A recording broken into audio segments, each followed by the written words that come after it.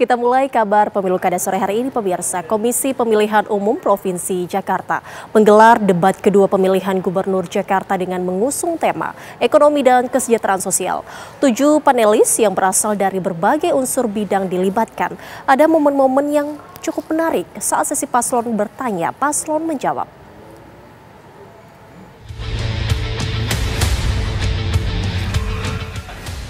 Komisi Pemilihan Umum Jakarta telah menggelar debat kedua dengan tema ekonomi dan kesejahteraan sosial dengan subtema infrastruktur terintegrasi dan pelayanan dasar prima, pendidikan dan kesehatan, penanganan ketimpangan sosial, pembangunan ekonomi digital dan UMKM, pariwisata dan ekonomi kreatif, serta inflasi bahan pokok. Visi, misi, dan program kerja ketiga pasangan calon yang akan berlaga di pemilihan gubernur dan wakil gubernur Jakarta diuji terkait dengan tema dalam debat kali ini, dengan melibatkan 7 panelis yang berasal dari berbagai unsur bidang. Assalamualaikum. Dalam debat kedua ini ada momen-momen yang cukup menarik saat sesi paslon bertanya, paslon menjawab. Ya, terima kasih. Untuk pasangan 03, di debat sebelumnya bertanya saya tentang Bandung, sekarang tentang Jawa Barat, yang memang track record lah yang diperdebatkan. Izinkan saya tidak bertanya ke Mas Pram, beliau guru saya bertanya ke sahabat saya Pak Rano Karno. Bang Rano, Anda pernah jadi wakil gubernur Bu Atut, kemudian naik menjadi gubernur Banten. Ya. Seorang pemimpin tentunya diberi kekuasaan sebegitu besar untuk menjalankan amanah. Dalam catatan saya, dari 2012 sampai 2017, indeks pembangunan manusia Banten tidak naik. Yang terjadi bukan stabil, malah turun 0,07. Apa kendalanya, apa permasalahannya, sehingga hal itu yang sangat disesalkan bisa terjadi. Terima kasih. Kang Emil mungkin pura-pura nggak tahu, padahal dia tahu. Kang, saya jadi gubernur Banten cuma 1 tahun, Kang. Saya 2012 sampai 2013 jadi wakil gubernur, 2013 sampai 2015 jadi PLT gubernur, saya jadi gubernur 1 tahun. Banten ini aneh, Kang. Sejak dia lepas dari Jawa Barat tahun 2000, tanggal 4 Oktober 2000, sampai hari ini mungkin Akang bisa cek, Kapolda di Banten tuh ada 2. Kapolda Banten dan Kapolda Metro. Pangdamnya 2, Kang. Pangdam Siliwangi dengan Pangdam Jaya.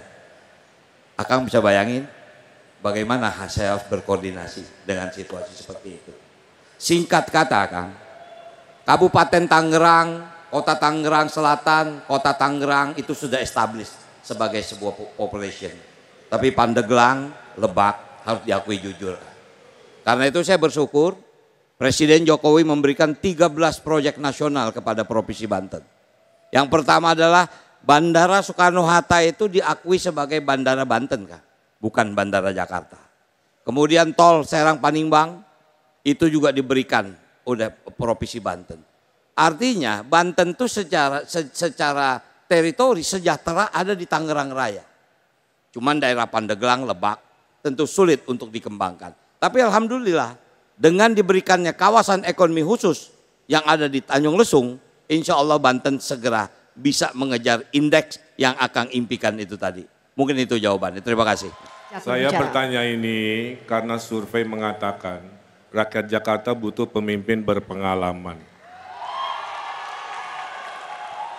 Saya juga sama, Bang. Pangdamnya 2, Siliwangi Jaya untuk Bekasi dan Depok. Kapoldanya juga 2, Depok Bekasi Metro, sisanya Kapolda Jawa Barat. Tugas pemimpin adalah berkoordinasi.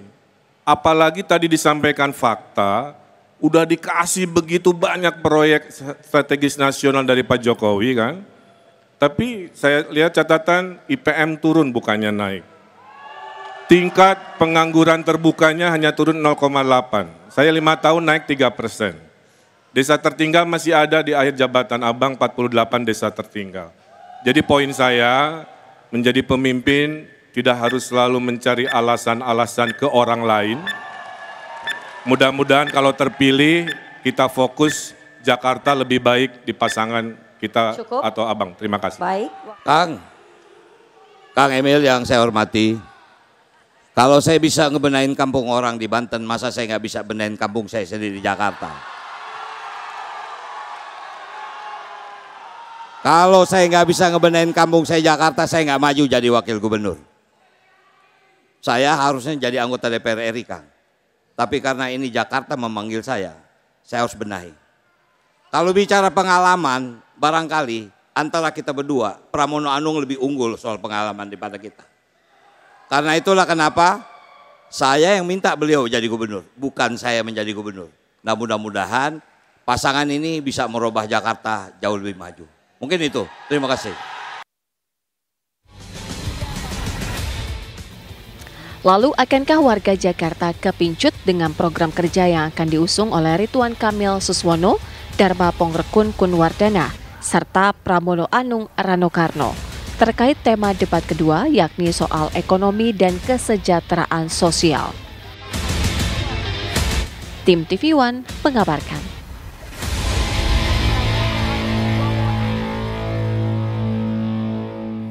Meningkatkan dunia pendidikan di Jakarta menjadi salah satu fokus 3 calon pasangan gubernur Jakarta. Sejumlah janji mereka umbar dalam debat tadi malam. Lalu apa saja yang mereka janjikan untuk dunia pendidikan? Baik, saya pastikan sistem zonasi sangat tepat dilakukan dengan catatan bahwa sekolah negeri maupun swasta nanti akan kita gratiskan. Dan tentu saja tidak sekedar gratis dari SD sampai SLTA, tetapi juga para guru-gurunya akan kita latih sehingga ada standar mutu yang sama. Sehingga tidak lagi ada pergerakan orang ya dari satu daerah ke daerah lain karena dia tidak tidak sekolah di zonasinya. Tetapi saya pastikan bahwa dengan sekolah gratis untuk semua baik negeri maupun swasta, maka saya yakin bahwa mereka akan tetap bisa menjalankan bersekolah di tempat yang dekat dengan tempat tinggalnya. Itu satu. Jadi kita akan pastikan bahwa tidak ada anak putus sekolah dengan demikian. Juga pendidikan keterampilan sesuai permintaan global juga akan kita wujudkan karena itu kita akan bisa mengirim nanti tenaga-tenaga kerja siap pakai untuk di negara-negara yang sangat membutuhkan. Juga kita akan pastikan bahwa daya tampung sekolah merata di seluruh kelurahan. Jadi tidak ada lagi ada sekolah-sekolah swasta yang saya pernah jumpai, dia setelah zonasi itu hanya terima murid 5 orang. Nah tentu ini adalah ketidakadilan yang terjadi dengan demikian.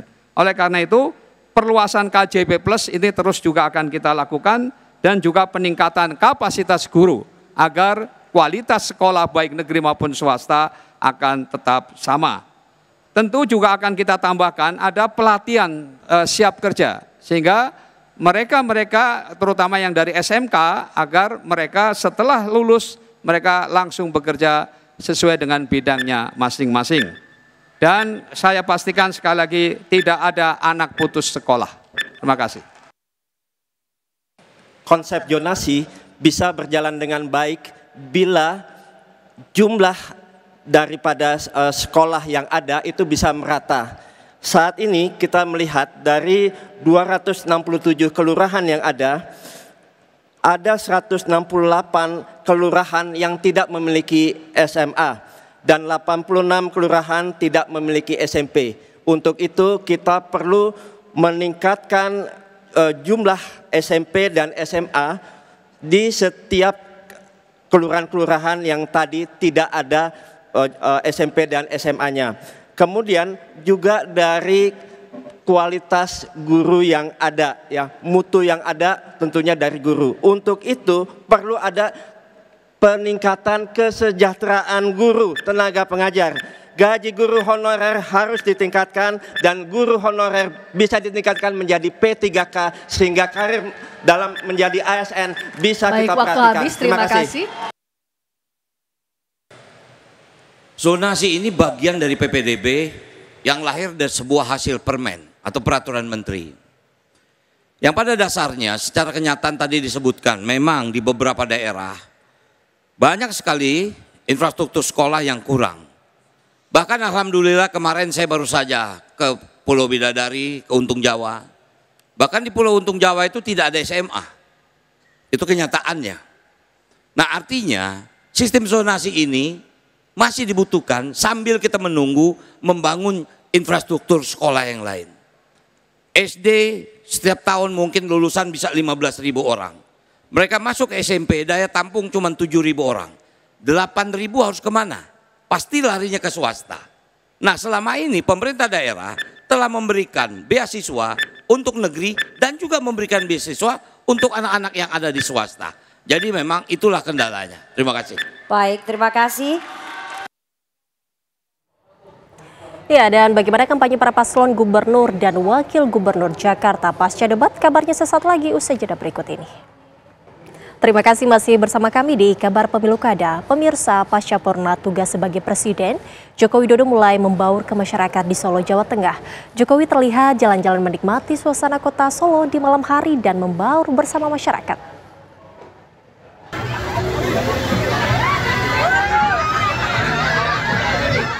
Presiden RI ke-7 Joko Widodo terlihat menikmati malam dengan jalan-jalan di kawasan Gatot Subroto, Solo. Kakek Jan Etes ini membaur begitu saja di tengah masyarakat yang membadati kawasan ikonik kota Solo. Jokowi dengan santai melihat lapak UMKM dan ikut menikmati alunan musik jalanan. Begitu warga tahu bahwa itu Jokowi, mereka langsung menyerbu minta salaman dan foto.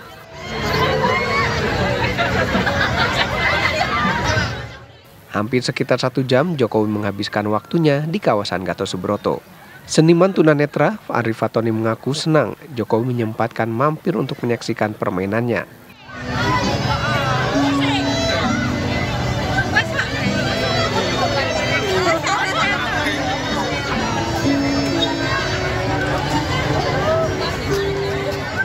Tadi memainkan nggak tahu, kalau Pak Jokowi di depan nggak tahu ya. Tapi kok rame banget, perasaan saya juga campur aduk, dan ini beneran mampir sengaja ngeliat saya atau ada yang lain, apa foto-foto atau apa gitu.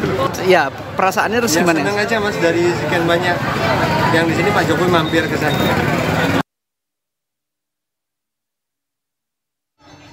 Ia juga mengaku diberi uang setelah permainannya selesai. Kehadiran Jokowi di tengah masyarakat kerap menjadi magnet bagi warga. Terbukti tak sedikit dari mereka meminta foto maupun bersalaman. Dari Solo, Jawa Tengah, Effendi Rois, TV One mengabarkan.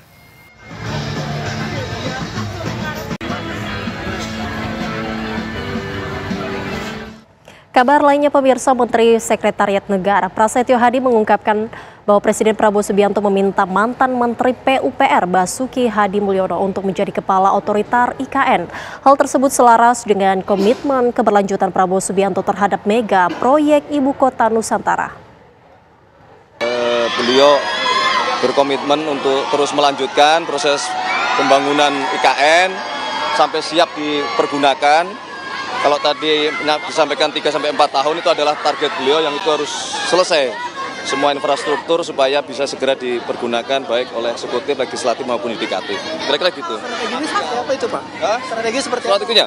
Yuk bangun secepat-cepatnya gitu. Satu. Bingung ini. Setelah retreat ini ada target khusus nggak sih dari Pak Prabowo untuk jangka pendeknya seperti apa? Pemerintahan beliau? Semua program-program prioritas dalam waktu cepat harus segera dikerjakan. Otorita IKN tetap Pak Basuki gitu ya? Kapan dilantiknya? Belum, sabar dulu. Dia cuma ke DPR dulu kan Mas itu Mas. Oh iya dong. Iya. Wakilnya siapa Mas? Wakilnya? Belum. Calon Gubernur Jawa Tengah nomor urut 1 Andika Perkasa melakukan safari politik ke Pondok Pesantren El Bayan di Cilacap, Jawa Tengah. Sementara calon Gubernur Jawa Tengah nomor urut 2 Ahmad Lutfi hadir dalam rapat pleno DPW Partai Nasdem Jawa Tengah di Kota Solo. Kedatangan pasangan Andika Perkasa dan Hendrar Prihadi ke Pondok Pesantren El Bayan di Cilacap, Jawa Tengah disambut meriah oleh ratusan santri. Dalam kesempatan ini, Andika ikut meresmikan Ponpes El Bayan 2. Andika pun menyampaikan bahwa pendidikan di Jawa Tengah sangat terbantu dengan adanya pondok pesantren. Pasangan calon gubernur Jawa Tengah nomor urut 1 ini pun juga menyempatkan diri mencicipi durian yang ditanam oleh para santri. Ya, kami punya ikhtiar, kami punya kerja, yang penting kami berusaha saja. Mas Taufik punya pertimbangan tersendiri, dan kami juga beruntung akhirnya bisa berada di sini, apalagi melihat dan bahkan ikut meresmikan ekspansi ya, pengembangan Pondok Pesantren El Bayan 2. Ini bagi kami adalah sebuah kemajuan. DPW Partai Nasdem Jawa Tengah menyatakan dukungan penuh untuk pasangan Ahmad Lutfi dan Taj Yassin Maimun dalam Pilgub Jawa Tengah. Dalam rapat konsolidasi yang digelar di Solo, Jawa Tengah, DPW Nasdem Jawa Tengah berkomitmen untuk menggerakkan seluruh kadernya di 29 kabupaten dan 6 kota di Jawa Tengah untuk kemenangan paslon nomor urut 2 itu. Sementara itu, Ahmad Lutfi mengucapkan terima kasih atas dukungan penuh dari Partai Nasdem. Saya dengan Gus Yassin hadir terkait dengan rapat konsolidasi Nasdem. Artinya di rapat itu sudah ada pleno terkait dengan pemenangan se-Jawa Tengah yang diikuti oleh seluruh komponen Nasdem untuk dalam rangka mengakselerasi pemenangan kami dengan Gus Yassin. Intinya secara personal kami sangat mengucapkan terima kasih yang dari awal Nasdem yang telah mengusung dan mendorong kami. Intinya gitu. Okay? Dengan komitmen ini, DPW Nasdem Jawa Tengah akan menugaskan kader-kadernya untuk ikut menyebarluaskan program kerja pasangan Lutfi Yassin. Dari Cilacap dan Solo, Jawa Tengah, Yan Sutriana, Didit Kordias, TV One mengabarkan.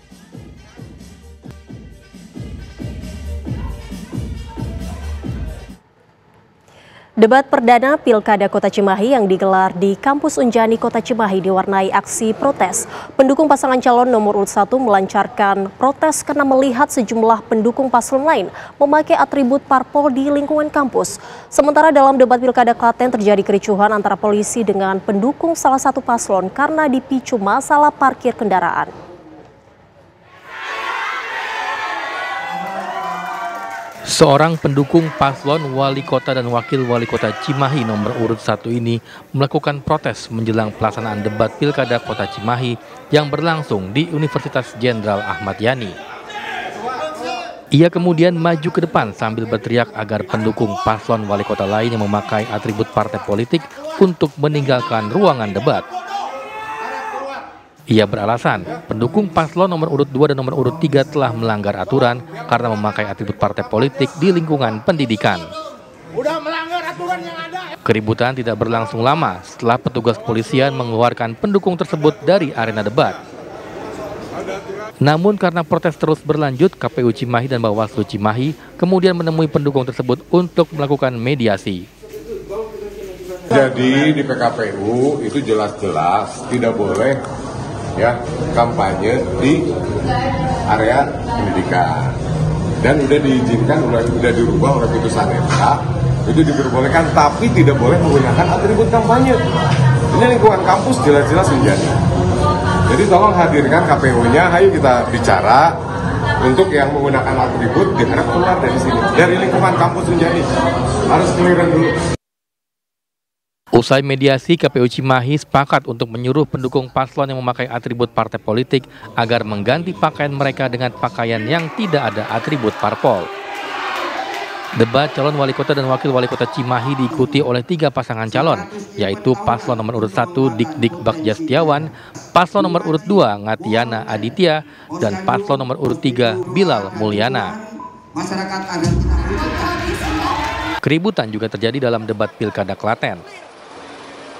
Kali ini keributan terjadi antara polisi dengan pendukung salah satu pasangan calon yang dipicu masalah parkir kendaraan.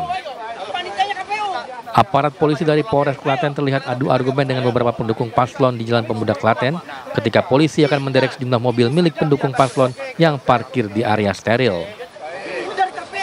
Menurut Kapolres Klaten AKBP Warsono, sebelum pelaksanaan debat, KPU dan pendukung paslon telah menyepakati lokasi parkir kendaraan, di mana area depan lokasi debat merupakan area steril. Namun saat acara berlangsung, sejumlah pendukung paslon justru parkir di lokasi yang dilarang, sehingga polisi pun segera melakukan penertiban. Dari Kota Cimahi, Jawa Barat dan Klaten, Jawa Tengah, Endra Kusuma, Indratno Eprilianto, TV One mengabarkan. Pemirsa jangan kemana-mana, informasi menarik lainnya kami hadirkan sesaat lagi usai jeda berikut ini.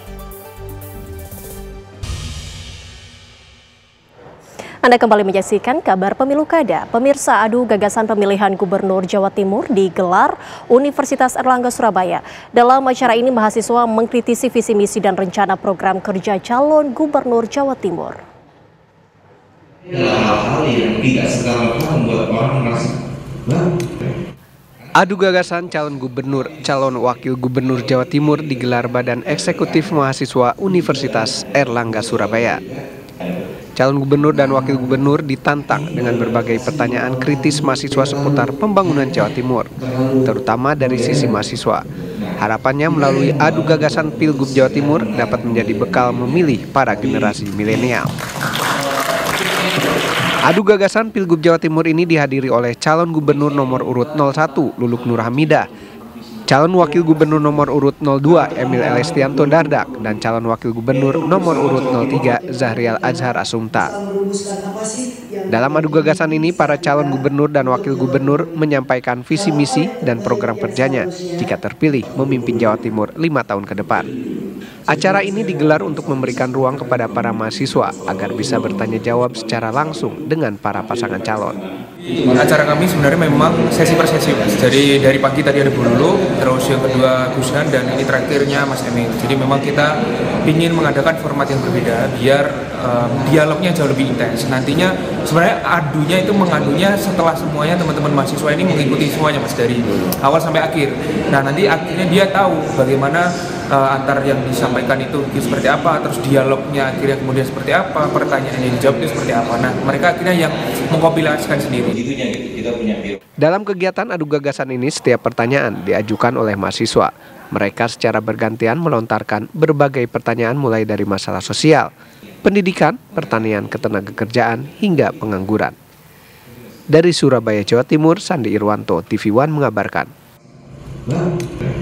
Karena mungkin kita oversell, tetapi di sisi lain, kalau itu tidak. Calon Gubernur Jawa Timur nomor urut 2 Khofifah Indar Parawansa terus mendapat dukungan menjelang Pilkada Jawa Timur 2024. Kali ini dukungan datang dari wanita tangguh Jawa Timur yang beranggotakan emak-emak driver ojek online.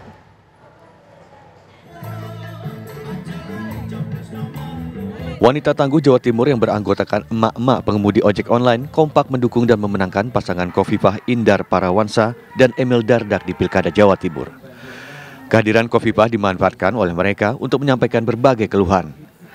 Mereka meminta Khofifah untuk memperhatikan nasib kaum difabel, kesehatan para ojol, termasuk mahalnya biaya pendidikan di perguruan tinggi. Bagaimana memberikan penguatan, how to empower ibu-ibu yang luar biasa ini. Nah kan masalah-masalah yang mereka, kenapa saya nggak biasa kok duduk gitu, terus saya mendengarkan sengaja. Jadi ada persoalan-persoalan UKT itu kan sangat spesifik perguruan tinggi. Ada daerah zona-zona merah sangat spesifik kabupaten kota. Ada persoalan-persoalan UDL SD itu sangat spesifik kabupaten. Tapi saya rasa kita semua harus mendengarkan, dan tadi saya sampaikan karena tidak semua pada otoritas provinsi kalau direkomendasikan bagus supaya oh iya ini urusannya dengan ini. Jadi misalnya zona merah di Surabaya mana saja, zona merah Sidoarjo mana saja, Malang apa saja. Sehingga kalau itu dalam bentuk rekomendasi bisa lebih komprehensif gitu. Para wanita tangguh ini menilai Khofifah layak untuk kembali menjabat Gubernur Jawa Timur karena terbukti bisa membawa perbaikan dan kesejahteraan bagi warga Jawa Timur. Dari Surabaya, Jawa Timur, Samsul Huda, TV One mengabarkan. Puluhan alumni Pondok Pesantren mendukung pemenangan Paslon Tri Risma Harini dan Gus Hans di Pilkada Jawa Timur. Dukungan para alumni Pondok Pesantren ini diharapkan bisa meningkatkan elektabilitas dan perolehan suara Tri Risma Harini dan Gus Hans di Pilkada mendatang.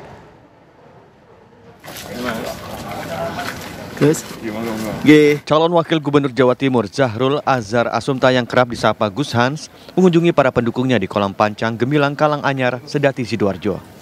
Puluhan pendukung yang kebanyakan ibu-ibu ini menggelar rapat konsolidasi pemenangan paslon nomor urut 3 di Pilkada Jawa Timur, yakni Tri Risma Harini dan Gus Hans. Para pendukung alumni Pondok Pesantren Jombang ini siap memenangkan pasangan nomor urut 3. Ini saya menghadiri undangan dari teman-teman alumni Pondok Pesantren Ambras yang berada di wilayah Jawa Timur. Jadi mereka berinisiasi mengenalkan para alumni kepada saya dengan harapan nanti bisa support dari jaringan pesantren. Mereka ada yang anggota muslimat, ada yang fatayat, dan semuanya masuk. Ya, Gus, 4 pekan ini apa yang kira-kira akan dipertebal untuk kesempatan menang, Gus? Ya, tetap saya harus jalan ke masyarakat, nggak ada cara lain dengan media sosial dan bantuan media. Tidak ada cara lain. Gus Han sebelumnya akan menghadiri acara talkshow dan bertemu dengan mahasiswa UINSA. Namun pertemuan tersebut batal dilaksanakan karena padatnya jadwal dan mundurnya agenda. Dari Sidoarjo, Jawa Timur, Humaydi, TV One mengabarkan. Surat suara untuk Pilkada serentak 2024 di Jawa Barat mulai didistribusikan ke masing-masing Komisi Pemilihan Umum KPU Kabupaten Kota dari tempat percetakan. Pengiriman surat suara dari tempat percetakan dilakukan setiap hari hingga 2 November 2024. Kemudian surat suara yang akan dikirim diawasi dengan pengamanan oleh KPU, Bawaslu, serta pihak kepolisian dari masing-masing daerah. Jenis surat suara yang didistribusikan adalah untuk pemilihan bupati dan wakil, wali kota dan wakil, kemudian gubernur dan juga wakil gubernur. Surat suara didistribusikan dari 2 tempat, yaitu Cikarang dan Rancaikek, Kabupaten Bandung.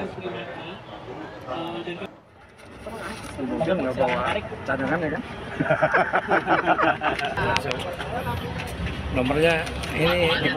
Pemirsa, kami akan kembali usai jeda berikut ini, tetaplah bersama kami. Pemirsa, beberapa persoalan yang masih harus perlu penanggulangan di Jakarta dibahas dalam debat Pilgub Jakarta tadi malam. Visi misi dan program kerja ketiga pasangan calon di pemilihan gubernur dan wakil gubernur Jakarta diuji dengan melibatkan 7 panelis yang berasal dari berbagai unsur di bidangnya. Lantas siapakah yang paling meyakinkan dalam debat tadi malam? Untuk menanggapi jawaban dari calon gubernur ketiga pasangan calon dalam Pilgub Jakarta, yakni Ridwan Kamil Suswono, Dharma Pongrekun, Kunwardana, Prabowo Anung, Rano Karno, diharapkan memaparkan program 5 tahun ke depan saat Jakarta tak lagi menjadi ibu kota negara dan akan menjadi pusat ekonomi dan bisnis. Dalam sejarahnya, Jakarta merupakan magnet bagi pertumbuhan ekonomi dan urbanisasi. Namun, pengangguran, kemiskinan, harga bahan pokok, dan pertumbuhan ekonomi bisa dibilang menjadi beberapa persoalan yang masih harus perlu penanggulangan di Jakarta. Lantas, siapakah yang paling meyakinkan dalam debat tadi malam? Itu terdapat sebesar hampir 13.000 unggahan di media sosial dari 5 platform dan kemudian engagementnya sebesar 72.000. Wow, lumayan sih. Dan situasi di media sosial itu memang terlihat lebih santuy gitu ya, lebih santuy dan juga. Beda yang pertama, beda. Ya, dan lebih santuy dan lebih banyak mengeksplorasi sesuatu yang riang gembira gitu memang. Dan siapa yang menang debat? Paling megang semalam ya. Baik, dengan data time frame dari jam 7 malam sampai jam 11 malam tadi, ternyata yang menang debat baik secara exposure, secara engagement, dan juga secara polarisasi netizen. Jadi di social network ternyata Pramono Anung memenangkan debat kali ini. Pantas senyum-senyum ketawa-ketawa. Ya. Apa faktornya sebenarnya? Jadi Pramono Rano itu kalau dari postingan itu ada 3.469 dengan engagement sebesar 25.970 gitu ya.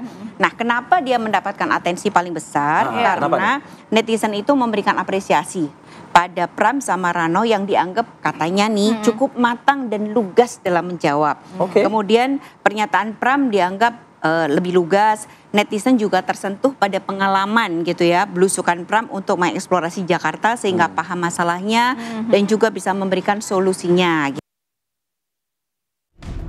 Tim TV One mengabarkan.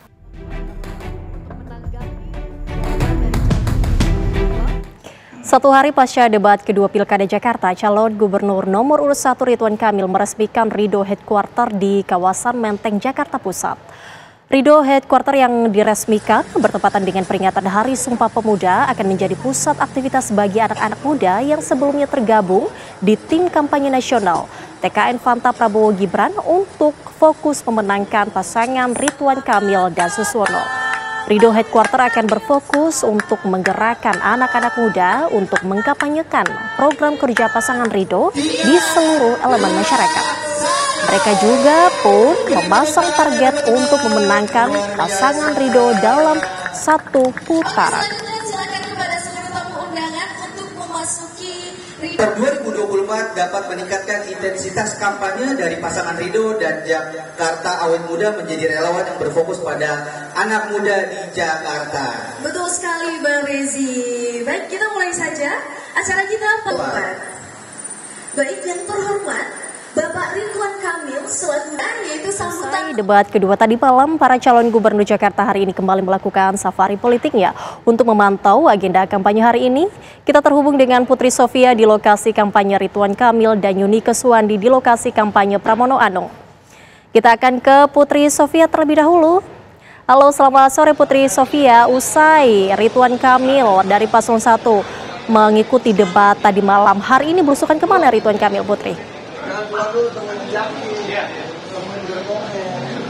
Ya, selamat siang Rita Zega dan juga pemirsa. Hari ini calon gubernur nomor urut 1 Ridwan Kamil melakukan serangkaian kegiatan untuk melakukan giat kampanyenya pada hari ini. Tadi siang kami menyambangi Ridho Headquarter yang mana Ridwan Kamil ini melakukan peresmian Ridho Headquarter yang berletak di Jalan Surabaya, Menteng, Jakarta Pusat. Dan dari kegiatan tersebut, memang untuk Ridho Headquarter ini memang ini adalah tadinya semula merupakan tim kampanye nasional Fanta yang mendukung paslon Prabowo dan juga Gibran, sehingga melalui beberapa proses dari anak-anak muda yang tergabung dalam Ridho Headquarter ini memutuskan untuk mendukung paslon nomor urut 1 calon gubernur Ridwan Kamil dan juga Suswono, yang mana tadi Ridwan Kamil menghadiri di peresmian Ridho Headquarter sekitar pukul 1:15 waktu Indonesia Barat, yang mana dalam kegiatan tersebut Ridwan Kamil menyampaikan bahwa mengapresiasi para anak muda yang tergabung dalam Ridho Headquarter untuk memenangkan ataupun terus mengupayakan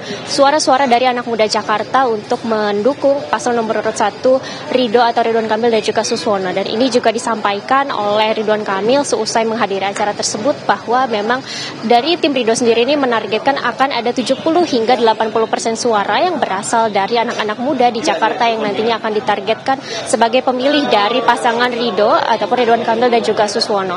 Selesai dari headquarter ataupun Ridho Headquarter di Menteng, Jakarta Pusat, hari ini Ridwan Kamil juga melangsungkan agenda di salah satu restoran yang terletak di Kemang, Jakarta Selatan, yang mana ini adalah salah satu agenda yang Ridwan Kamil ini menerima deklarasi dari berbagai gabungan. Ini merupakan dari Habib, Syekh dan juga ulama yang tersebar di Jakarta, tergabung dari relawan umat, yang memang tadi ini berlangsung sekitar kurang lebih 1 jam. Ridwan Kamil bersama dengan gabungan dari ketua relawan umat ini memberikan gagasan dan juga bagaimana nantinya akan sama-sama mendukung Ridwan Kamil dan juga Suswono dalam kontestasi Pilkada Daerah Khusus Jakarta yang nantinya akan sekitar kurang lebih 30 hari lagi. Kita akan menyaksikan bagaimana rangkaian ataupun hari pencoblosan pada 27 November mendatang. Sementara demikian, Berita kembali ke studio. Baik, terima kasih Putri Sofia atas informasinya. Kita bergeser, kita lihat bagaimana laporan rekan kami selanjutnya. Ada Yunike Suwandi di kampanye Pramono Anung di Menteng, Jakarta Pusat. Selamat sore. Yunike, apa saja agenda hari ini ataupun kampanye dari Pramono Anung hari ini? Silakan. Ibu Profesor Dr. Haja Megawati Soekarno Putri. Ya, selamat siang pemirsa TV One. Hari ini saya sedang berada di Sekretariat DPP Taruna Merah Putih yang tepat pada hari ini atau tepatnya pada Hari Sumpah Pemuda akan diresmikan. Tentunya pemirsa, nanti acara ini akan dihadiri juga atau sudah dihadiri oleh Mas Pram serta juga dengan wakilnya Bang Dol. Dan juga pemirsa, seperti yang bisa dilihat di layar kaca Anda di belakang saya merupakan pemotongan tumpeng dari peresmian dari DPP ataupun Sekretariat Taruna Merah Putih.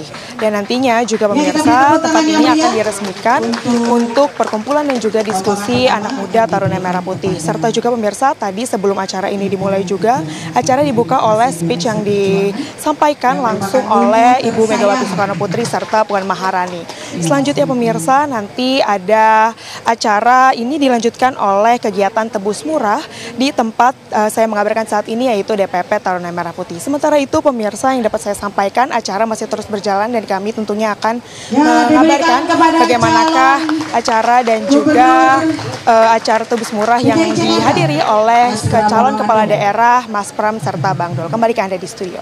Iya, Yunika, dalam kampanye hari ini apakah ada aspirasi dari warga yang mungkin disampaikan langsung kepada Pramono Anung, Yunika?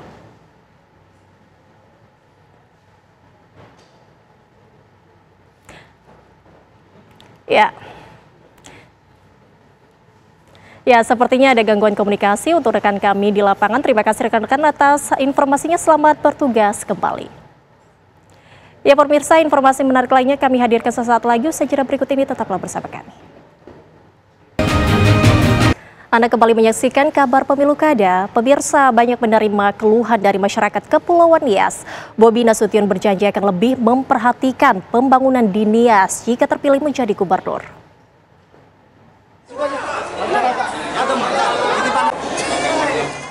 Bobi Nasution, calon gubernur Sumatera Utara nomor urut 1, menghadiri konsolidasi akbar relawan Ononiha. Ribuan relawan yang terdiri dari masyarakat Nias tersebut solid mendukung pasangan Bobi Surya untuk menjadi gubernur Sumatera Utara periode 2024-2029 mendatang. Masyarakat yang tergabung dalam relawan Ononiha menyampaikan keluh kesahnya kepada Bobi, termasuk jalan rusak yang sudah lama tidak mendapat perhatian pemerintah provinsi. Selain itu, mereka juga mengeluhkan minimnya pendidikan tingkat atas karena terkendala faktor ekonomi. Permasalahan di sini yang disampaikan tadi ini perlu diselesaikan. Tadi disampaikan selama masa kampanye saya diminta hadir, saya sudah jawab hadir. Dan disampaikan tadi nanti mudah-mudahan kalau diberi kepercayaan, diberikan amanah, diberikan tugas sebagai gubernur Sumatera Utara, kalau bisa hadir lagi di Kepulauan Nias. Tapi dalam kesempatan kali ini saya sampaikan, saya nggak mau kalau nanti setelah terpilih jadi gubernur cuma hadir di Kepulauan Nias. Saya nanti janji kalau terpilih sebagai gubernur Sumatera Utara, saya dan Pak Surya bukan hanya datang, kami akan ke kantor minimal 2 bulan di Kepulauan Nias. Dalam sambutannya, Bobi Nasution berjanji akan memperhatikan pembangunan Pulau Nias, termasuk pembangunan rumah ibadah yang sering terkendala izin pembangunan. Dari Medan, Sumatera Utara, Heri Kiswanto, TV One mengabarkan. Komisi Pemilihan Umum Provinsi Riau menggelar simulasi pemilihan kepala daerah. Simulasi dilaksanakan di TPS 05 Kelurahan D5, Kecamatan Bina Widya, Kota Pekanbaru.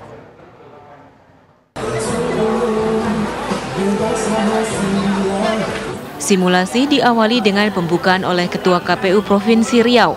Digelar di TPS 05 Kelurahan D5, Kecamatan Bina Widya, Kota Pekanbaru. Masyarakat yang baru tiba di TPS kemudian mendaftarkan diri dengan membawa persyaratan dan identitas berupa KTP. Setelah itu, melaksanakan pencoblosan. Pada simulasi, warga mendapatkan 2 surat suara, yakni surat suara pemilihan gubernur dan wakil gubernur, juga surat suara pemilihan wali kota dan wakil wali kota Pekanbaru. Di TPS disediakan 4 bilik pencoblosan. Surat suara yang sudah dicoblos kemudian dimasukkan ke dalam 2 kotak suara gubernur dan tingkat bupati atau wali kota.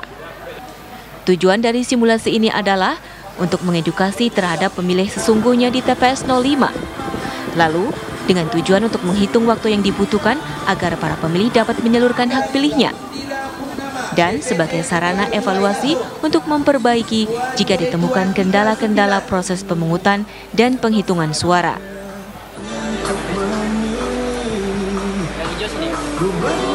Memberikan edukasi kepada pemilih.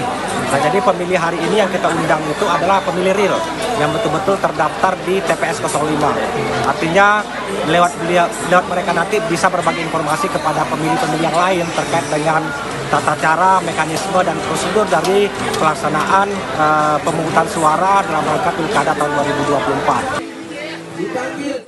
Dalam simulasi pemungutan dan penghitungan suara Pilkada Gubernur, Bupati dan Wali Kota itu dihadiri oleh pejabat instansi terkait, Bawaslu Riau, tim pasangan calon, dan petugas PPK juga PPS. Diharapkan dalam simulasi, warga dan petugas dapat memahami proses tahapan pemungutan dan penghitungan suara pada Pilkada November mendatang. Dari Pekanbaru Riau, Muhammad Arifin, Faza Ramadan, TV One mengabarkan.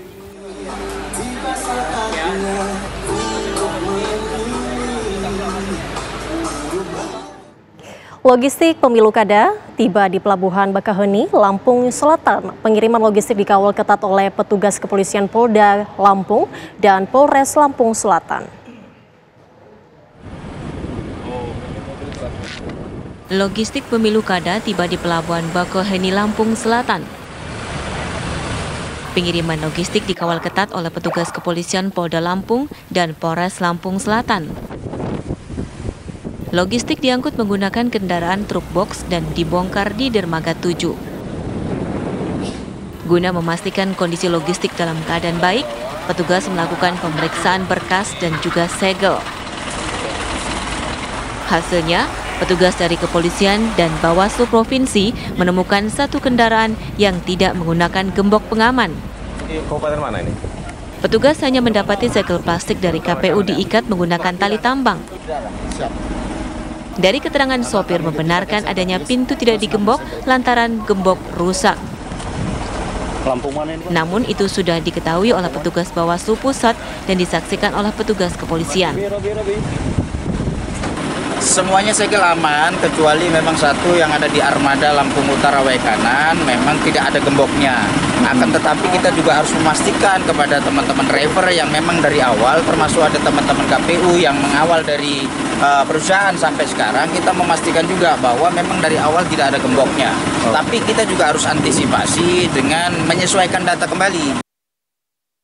Ada 6 unit kendaraan yang mengangkut logistik pilkada tingkat provinsi dan kabupaten seprovinsi Lampung. Menurut keterangan dari Bawaslu Provinsi Lampung, pemeriksaan dilakukan guna memastikan logistik dalam kondisi lengkap. Setelah dilakukan pemeriksaan, kendaraan pengangkut logistik diberangkatkan menuju masing-masing daerah. Dari Bakaheni, Lampung, Pujian Syah, TV One mengabarkan. Oke, sebelum kita bergeser... Ya pemirsa, informasi tadi menutup perjumpaan kita di Kabar Pemilu Kada sore ini. Sesaat lagi Anda juga akan menyaksikan Kabar Petang.